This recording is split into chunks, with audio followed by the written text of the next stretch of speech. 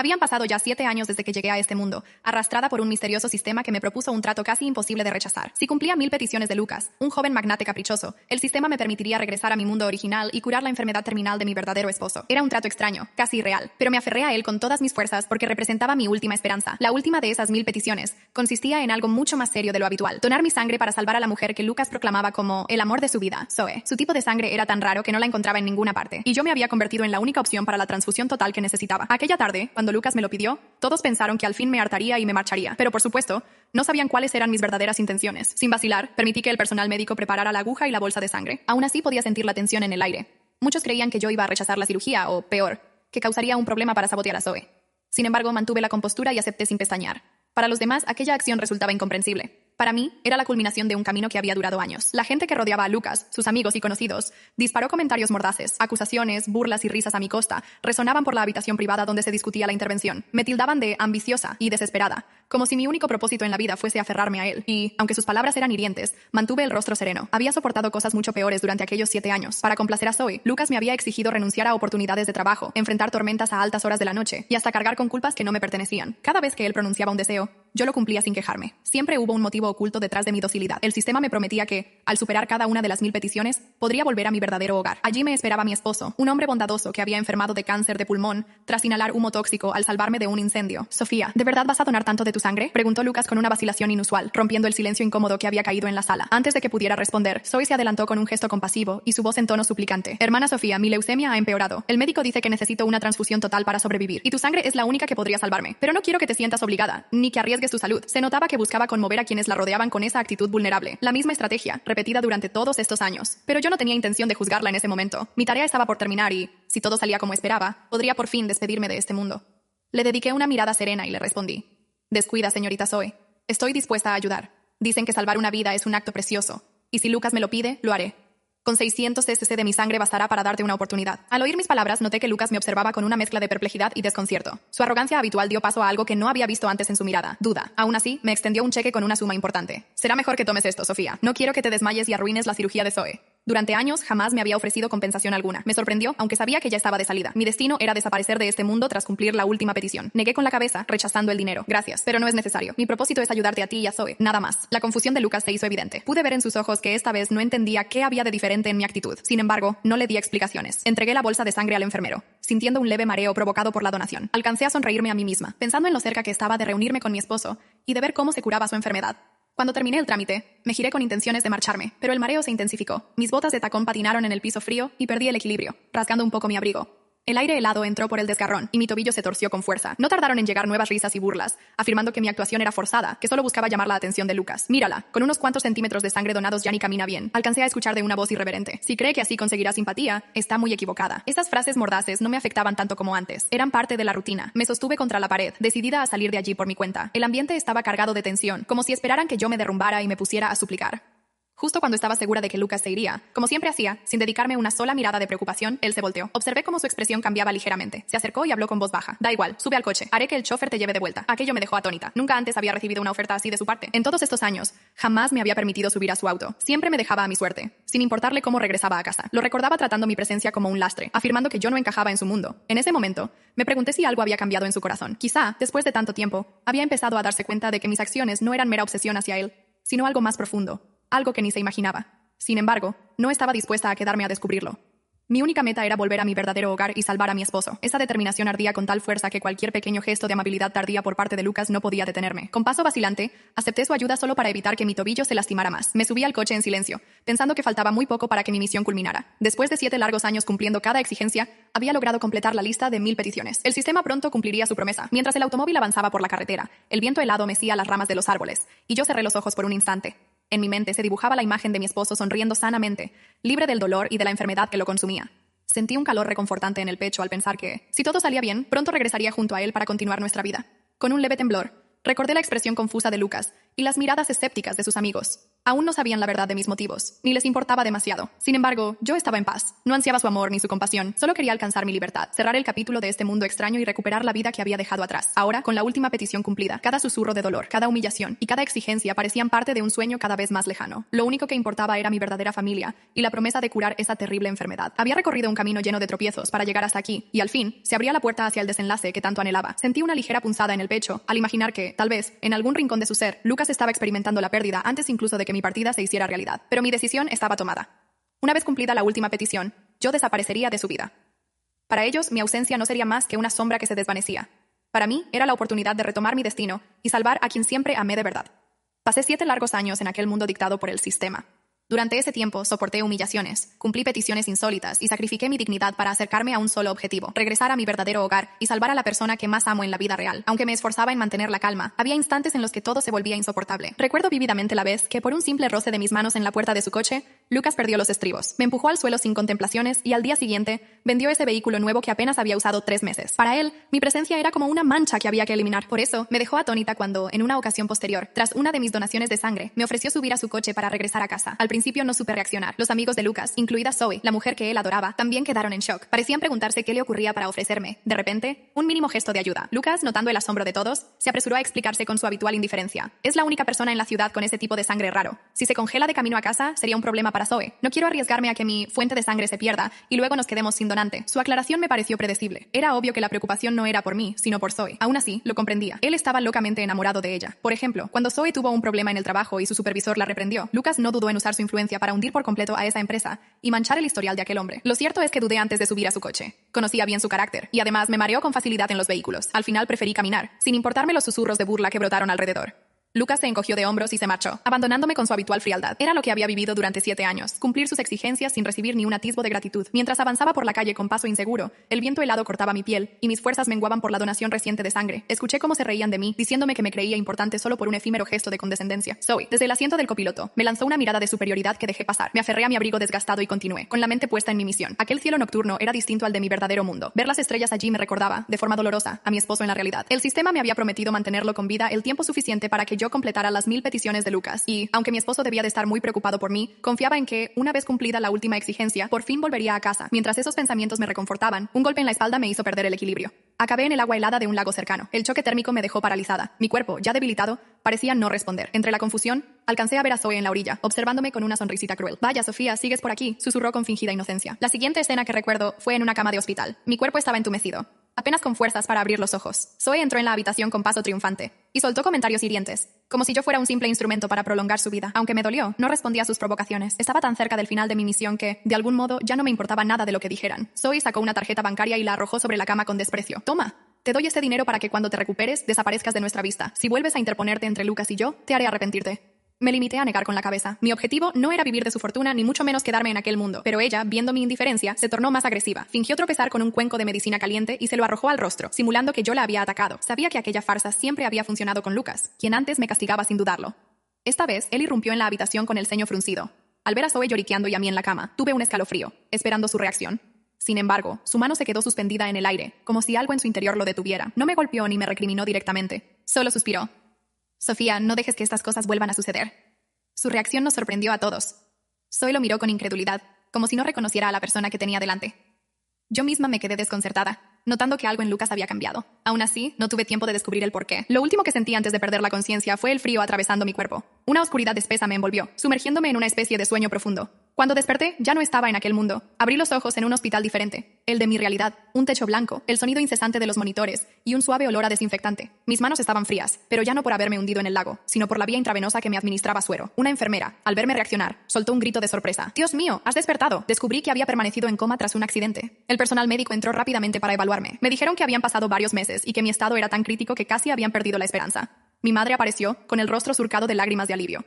Me abrazó con fuerza, repitiendo que nunca desistió de creer que volvería. Yo, sin embargo, tardé en asimilarlo todo. 7 años en aquel mundo. Y, en la realidad, eran apenas unos meses de coma. Sentí un vacío extraño al pensar en el sistema, Lucas y Zoe, como si todo hubiese sido una ilusión. Pero las emociones permanecían grabadas en mi interior. La frustración, la soledad, la determinación de salvar a mi verdadero esposo. «¿Dónde está él?», pregunté con la voz ronca, sintiendo que el corazón se me encogía. Mi madre esbozó una sonrisa triste. Me contó que mi esposo estaba vivo, fuera de peligro gracias a los cuidados que recibió en otro hospital. Sin embargo, no había venido a verme. Su ausencia me dejó una punzada de dolor. ¿Habría despertado tarde? ¿Lo había decepcionado? El doctor insistió en que descansara y no forzara demasiado mis emociones. Me quedé a solas, contemplando mis propias manos. Reconociendo mi verdadero cuerpo, sentí que me invadía el miedo a no saber quién era ahora.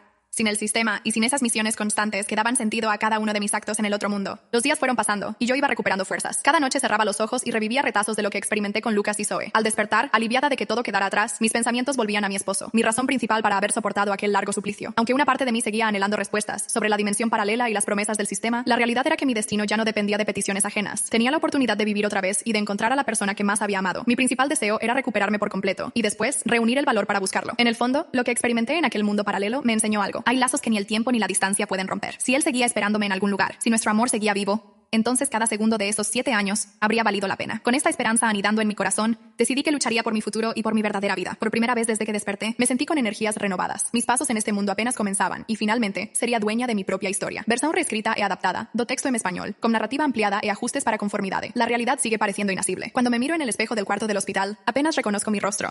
Estoy más delgada, mi piel se ve pálida y mis ojos reflejan algo más profundo que el simple cansancio. Mi mente intenta procesar lo que sucedió. Regresé. El sistema cumplió su promesa de devolverme. Sin embargo, aún siento una presión en el pecho que me impide respirar con libertad. Mi madre llega todos los días y se esfuerza por mostrarse optimista, aunque evita hablar de mi esposo. Cada vez que pregunto por él, cambia el tema o me recuerda que debo concentrarme en la rehabilitación. Pero, ¿cómo podría centrarme en mi recuperación si tengo una angustia constante clavada en mi interior? Sé que él está bien, pero no ha venido a verme. Quizá piense que yo también estuve ausente en nuestra vida y ahora no sepa cómo reaccionar. Después de varias sesiones médicas para averiguar cómo caí en un coma tan inexplicable, comprendo que necesito actuar. No puedo guardar mi historia en silencio, así que tomo un cuaderno y escribo. Relato lo que viví dentro del sistema, cómo conocí a Lucas y Zoe. Y cómo me vi forzada a obedecer reglas que no entendía. Expreso el dolor, la impotencia y la rabia de sentir que mi destino era manejado por fuerzas ajenas. Cada palabra que plasmo en el papel me devuelve una parte de mi voz. Sin embargo, descubrir que escribir no es suficiente me sacude. Deseo que el mundo sepa lo que me sucedió, que estas experiencias no queden relegadas a un diario personal. Se lo cuento a mi madre, y tras superar su preocupación inicial, entiende que necesito divulgar lo que pasé. Cuando publico mi testimonio, la reacción es inmediata. Algunos me tachan de desequilibrada, otros creen que es una simple novela de ciencia ficción, pero hay un grupo de personas que me cree, y eso hace que todo sea aún más escalofriante. No soy la única. Empiezan a surgir relatos similares alrededor del mundo. Hombres y mujeres que describen vivencias parecidas, atrapados en entornos que no reconocían, cumpliendo misiones sin sentido, todos bajo la misma sombra, el sistema. La verdad se vuelve demasiado evidente para ser ignorada, y pronto los medios de comunicación se enteran de mi testimonio. Surgen debates, artículos y entrevistas. Mi nombre se vuelve viral. Es en ese momento cuando empiezan las amenazas. Primero llegan correos electrónicos anónimos, insinuando que me calle. Después se vuelven más directos, advirtiendo de consecuencias si continúo hablando. Una noche, recibo un mensaje especialmente inquietante. Una foto de la entrada del hospital donde me encuentro. Mis manos tiemblan, y de pronto siento que las paredes se contraen a mi alrededor. Una parte de mí quiere creer que solo es una broma cruel, pero sé que es real. Alguien desea silenciarme. Cuando mi madre aparece a la mañana siguiente, detecta mi angustia. Me pregunta qué ocurre. Dudo en contarle la verdad, porque no quiero convertirla también en un blanco. Aún así, no puedo fingir que todo está bien. Cada día, las intimidaciones se vuelven más duras. Llegan llamadas de números desconocidos que se cortan en cuanto contesto. Mi editor recibe presiones para retirar mi libro, y algunas personas que me apoyaban comienzan a alejarse.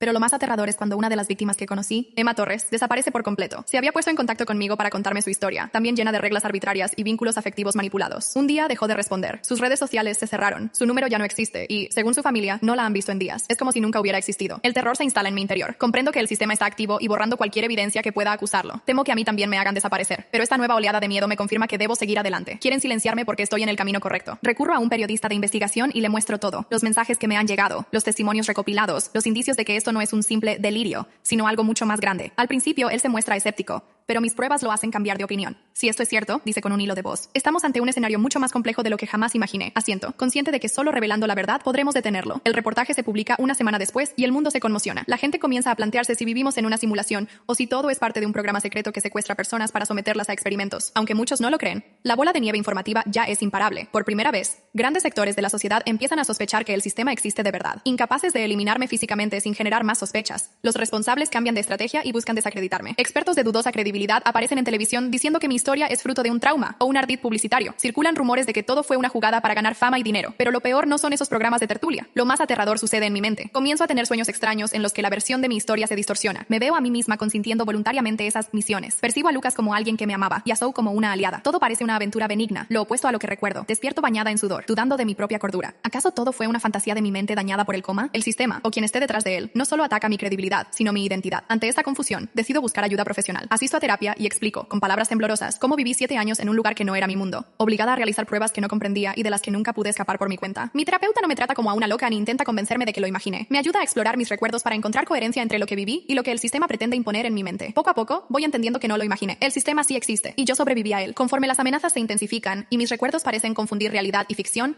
Mi temor principal evoluciona. Ya no tengo tanto miedo a que me hagan daño físicamente, sino a que me borren mentalmente, que manipulen mis memorias hasta convertirme en la sombra de quien fui. Por eso, cada día lucho por recordar. Me aferro a mi libro, a los testimonios que recopilé, y leo mis propias palabras como si fueran las de otra persona, intentando afianzarme en lo que sé que sucedió. Mi terapeuta, el Dr. Valera, se ha convertido en mi ancla. Con serenidad, me plantea: si el sistema está retocando tus recuerdos, es porque hay algo en tu historia que no quieren que descubras. Esas palabras lo cambian todo. Hasta ese momento, mi meta había sido proteger lo que ya recordaba, pero nunca me había preguntado qué es lo que olvidé. Empiezo a enumerar en mi cuaderno cada misión del otro mundo, analizando mis acciones como si fueran parte de un experimento. Entonces, identifico un patrón. Las pruebas no eran caprichosas. El propósito real era medir mi capacidad de obedecer. Lucas me exigía ceder oportunidades, y yo lo hacía. Me pedía asumir culpas ajenas, y yo lo aceptaba. El sistema, más que hacerme sufrir, me estaba estudiando. Y la pregunta que me asalta me deja en vilo. ¿Para qué necesitaban esa información? Una noche, a las 3 de la madrugada, mi teléfono vibra. Recibo un correo anónimo sin asunto ni texto, solo un archivo adjunto. Abro el archivo con el corazón latiéndome a 1000 por hora, temiendo que sea una trampa. La pantalla se llena de estática, y luego aparece un video en blanco y negro, de baja calidad, como si lo hubieran tomado con una cámara de seguridad. Se ve una sala llena de monitores, y en cada monitor distingo a una persona diferente. Algunas lloran, otras parecen extenuadas, varias están en habitaciones lujosas y otras en espacios lúgubres. Todas están atrapadas en alguna especie de pesadilla personal, vigiladas constantemente. La imagen cambia a una oficina con paredes de vidrio. Un hombre de traje oscuro está de pie con los brazos cruzados, observando los monitores con gesto impasible. Siento un vuelco en el estómago al reconocer, en una de las pantallas del fondo, una silueta que se parece a la mía de hace años. No logro verla con nitidez, pero un escalofrío me recorre la espalda al pensar que esa fue la manera en que me vigilaban. El video termina abruptamente y mi teléfono regresa a la pantalla principal, como si nada hubiera pasado. Ahora lo sé, el sistema aún opera, continúa capturando y estudiando a personas, y no parará hasta que alguien lo detenga. Sí, tengo miedo, pero también la certeza de que debo seguir adelante. No permitiré que mi historia, ni la de quienes han pasado por lo mismo, sea borrada. He sobrevivido una vez y sé que existen otros supervivientes. El silencio, en este punto, solo alimentaría su poder. No me rendiré, porque si algo he aprendido de esta experiencia, es que cada palabra, cada testimonio, puede encender una llama de esperanza. Y mientras el sistema insista en ocultar la verdad, yo insistiré en exponerla, en proteger mi memoria y en impedir que vuelvan a encerrar a nadie en un mundo que no eligieron. Mi lucha no termina aquí. Mi voz es mi arma, y con ella pienso desmantelar la maquinaria que casi me destruye, porque esta vez estoy en mi realidad, y no dejaré que me la arrebaten de nuevo. Versión adaptada e enriquecida. En español. Apenas una tenue luz parpadea en el borde de mi visión cuando el video termina. Cierro el archivo y permanezco sentada, en silencio,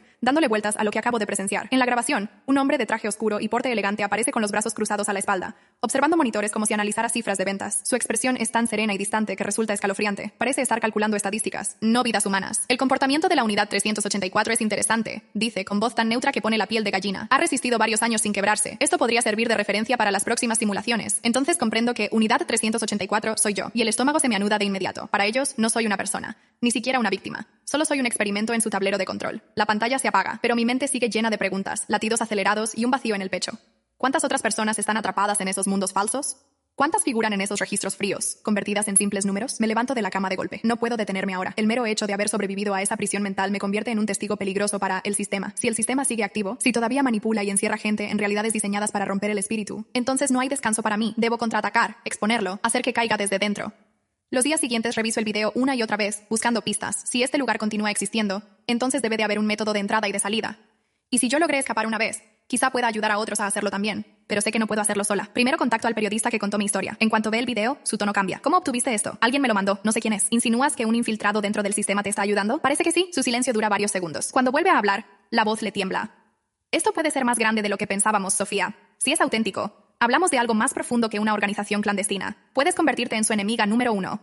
De todos modos, ya tomé mi decisión. Respondo, tratando de sonar firme. Después localizo a otros sobrevivientes. Muchos tienen miedo de hablar. Algunos ni siquiera contestan. Logro reunir a un pequeño grupo en un café discreto. 5 personas de mirada cansada y cicatrices invisibles. Su ausencia más notoria es la de Emma Torres, quien desapareció tras haber recordado demasiados detalles. Todos sabemos lo que significa que no esté aquí. No podemos seguir escondiéndonos, digo, mirándolos a los ojos. El sistema sigue activo y no podemos permitir que más gente caiga en esta trampa. Un hombre de unos 40 años, con barba descuidada, suspira. ¿Qué propones? No tenemos dinero ni poder. Apenas un puñado de relatos turbios y un video dudoso. Tenemos información. Respondo, apretando los puños. Y la información es lo único que el sistema teme. Sabe que, si lo exponemos públicamente, perderá el control. Por eso nos amenazan. Por eso desaparecen a la gente. Pero ya no podemos permitirles que nos silencien. Nadie me contradice. Siento su miedo, pero también noto su rabia. Comparto cada herida que leo en sus rostros. Para que esto funcione, hay que desmantelarlo desde dentro. Alguien debe volver a ese lugar del que tanto huimos. Y, por supuesto, esa persona voy a ser yo. La oportunidad de regresar aparece una noche. Un nuevo mensaje anónimo. Sin videos adjuntos esta vez. Solo unas palabras escritas con calma casi burlona. El acceso está abierto. Si quieres respuestas, ven sola. La dirección conduce a un edificio semiderruido a las afueras de la ciudad. Samuel, uno de mis compañeros, maneja hasta allí. No entres, me suplica, con expresión grave. Si lo haces, el sistema no te soltará otra vez. Tengo que hacerlo. Le dejo mi teléfono y le doy una instrucción final. Si no sabes de mí en 24 horas, publica todo lo que tenemos. Los pasillos del edificio están desiertos, pero extrañamente iluminados. Camino con el corazón en la garganta, esperando cualquier cosa, hasta que veo una puerta metálica con un panel numérico. Mi pulso se acelera al comprobar que la pantalla parpadea. Acceso concedido. Unidad 384. La puerta se abre sola, y en cuanto traspaso el umbral, el suelo desaparece bajo mis pies. Me sumerjo en una oscuridad sin fin, flotando, como si la gravedad se hubiera desvanecido. Y entonces despierto, pero no soy yo misma. Al menos no del todo. Miro a mi alrededor y reconozco el mismo paisaje artificial que me encerró por años. Una ciudad perfectamente limpia, sin una sola persona en las calles, con luces inmaculadas que no parpadean. Es un lugar tan ordenado que solo puede ser irreal. Estoy de vuelta en el sistema. Unidad 384, dice una voz a mis espaldas. Me giro y reconozco al hombre del traje oscuro que aparecía en el video. Está allí, con su rostro sereno, como si hubiera estado esperándome. Siento un escalofrío. Sabíamos que volverías, añade con tranquilidad. Ahora que estás aquí, puedo mostrarte lo que realmente ocurre. Doy un paso atrás. No estoy segura de qué decir ni qué hacer. De pronto, la ciudad se distorsiona como un reflejo en el agua. Los edificios se convierten en formas borrosas. Las luces se apagan y encienden a un ritmo frenético. Y entonces aparecen las pantallas flotando en el aire. Decenas, cientos, tal vez miles de monitores que proyectan personas distintas atrapadas en sus propios universos artificiales. Veo rostros conocidos, otras víctimas, algunas de las que me acompañaron aquella vez en el café, pero no están conmigo. Están en otras simulaciones, en otras realidades controladas. Lo más impactante es que, en una de esas pantallas, me veo a mí misma, de antes de que el sistema me marcara como Unidad 384. Estoy con mi esposo, sonriendo, ignorante de lo que vendría después. Siento un nudo en la garganta. ¿Por qué nos haces esto? Logro preguntar. El hombre ladea la cabeza, pensativo. El término víctimas es subjetivo. Para nosotros, son datos que pueden servir a un propósito mayor. Mi rabia burbujea, pero me mantengo en silencio. Esto confirma todo. Ellos seleccionan a sus objetivos con cuidado, estudian sus vidas, sus debilidades, y una vez atrapados, los convierten en piezas de su experimento. Me obligo a no mirar más mi propio reflejo en esa pantalla. Respiro hondo y tomo la decisión definitiva. Vine aquí para derribar el sistema desde dentro, y no me iré sin luchar. Si ellos han estado observándome, ahora me tocará observarlos a ellos, y cuando encuentre el modo de escapar nuevamente, me aseguraré de que el mundo conozca su verdad. Alzo la mirada hacia el hombre de traje. No soy tu experimento, y no me quedo callada. Su sonrisa se borra. Algo me dice que mi resistencia ya estaba prevista en sus planes, pero lo que tal vez no calcularon es mi determinación, y la de quienes me están esperando afuera, listos para difundir la historia si no regreso. Y así, mi batalla comienza de nuevo. Esta vez, no es solo por mi libertad, sino por la de todos los que siguen presos en esta ilusión, porque si la Unidad 384 puede recuperar su nombre y su voz, quizá logre que el resto también recupere las suyas. Ya no se trata de sobrevivir, se trata de destruir las cadenas de este sistema, y no pienso parar hasta que sus muros caigan definitivamente. Cuando finalmente me atrevo a alzar la mirada, mis ojos se encuentran con un rostro que reconozco al instante. Es Luca, el verdadero Luca, aquel que conocí antes de caer en este laberinto de ilusiones. Sin embargo, todavía me cuesta creer que sea él. Tantas veces el sistema me hizo ver una versión distinta, retorcida, que incluso la verdad me parece un espejismo. Poco a poco, las piezas van encajando. Comprendo por qué el sistema eligió mi perfil y de qué forma manipuló mis recuerdos. La razón por la que me mostró a un Lucas convertido en mi torturador no era solo para quebrarme o demostrar su poder. En realidad quería poner a prueba mi capacidad de distinguir el amor auténtico de la manipulación, ver si mi esperanza podía resistir la falsedad impuesta. Ellos intentaban romper mi fe en todo, en mi identidad, en mis sentimientos, en el vínculo más preciado que tenía, pero fracasaron. Ahora sé que el verdadero Luca jamás me hizo daño, jamás fue mi enemigo. El sistema tergiversó su imagen para hacerme dudar, para herir donde más me dolía, en la posibilidad de amar y ser amada. Y en el instante en que capto esa verdad, también sé lo que debo hacer. No puedo continuar viviendo con las sombras del pasado acosándome. Quiero enfrentarme a mi historia real, a la persona que siempre guardé en mis recuerdos, incluso cuando dudaba de todo. Me atrevo a buscarlo. Samuel me acompaña en el auto. Cuando estacionamos frente a una casa pequeña, con cortinas que difunden una luz suave y acogedora, el corazón me late con fuerza. Cada paso hasta la puerta es un salto al vacío. Presiono el timbre y respiro hondo mientras el sonido resuena en mi pecho. Segundos después, la puerta se abre y ahí está él, mirándome con incredulidad. En sus ojos no veo rencor, frialdad ni violencia. Solo encuentro un asombro emocionado, como si luchara por creer que estoy de pie frente a él. «Sofía», murmura con un nudo en la voz. Y ese susurro, tan suave, me desarma. Mi garganta se cierra y soy incapaz de pronunciar palabra. Entonces, Luca da un paso hacia mí, despacio, como si temiera ahuyentarme con un movimiento brusco. Apenas escucho cuando me pregunta si soy de verdad quien él cree. Contesto con un gesto de cabeza, y en un abrir y cerrar de ojos me veo envuelta en sus brazos. Es un abrazo cálido, sencillo, real. Siento su respiración temblar contra mi cabello, y de pronto entiendo que el sistema jamás podrá arrebatarme lo que es auténtico. Creí que nunca volvería a verte, susurra conteniendo el llanto. Me aprieta contra sí, como si temiera que desaparecería de nuevo. Quisiera explicarle tanto, contarle cómo me robaron años de vida, cómo confundieron mis recuerdos para que yo viera un rostro cruel en lugar del que un día amé, pero no tengo que forzarme a hablar de inmediato. Luca me invita a entrar, me ofrece un café recién hecho y me escucha sin interrumpir mientras descargo toda la historia. Le relato mis días en ese mundo falso, la forma en que el sistema me usó como experimento, la confusión entre su verdadera imagen y aquella impostura. Le cuento mi huida, mis dudas y el miedo constante a no ser creída. Dime qué necesitas de mí, me dice, sosteniendo mis manos con firmeza. Si quieres que me mantenga lejos, lo haré. Si quieres que me quede a tu lado, aquí estaré. Solo quiero ayudarte a sanar. Esas palabras me tocan el alma, porque me recuerdan todo lo que el falso Lucas jamás habría dicho.